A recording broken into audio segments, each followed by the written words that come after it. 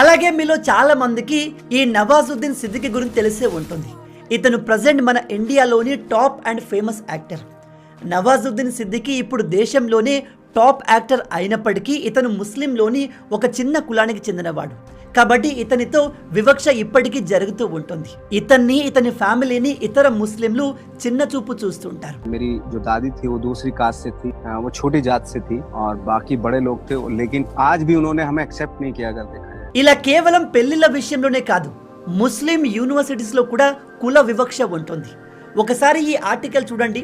ఇందులో ఒక అమ్మాయి తాను అలీగఢ్ ముస్లిం యూనివర్సిటీలో చదువుతున్నప్పుడు తన కాస్ట్ బయటకు రాకుండా దాదాపు 5 సంవత్సరాలు జాగ్రత్త పడిందంట.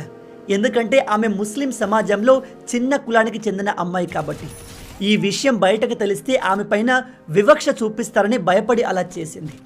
ఈవెన్ ఆ యూనివర్సిటీలో ఉన్న ప్రొఫెసర్స్ కూడా కొన్నిసార్లు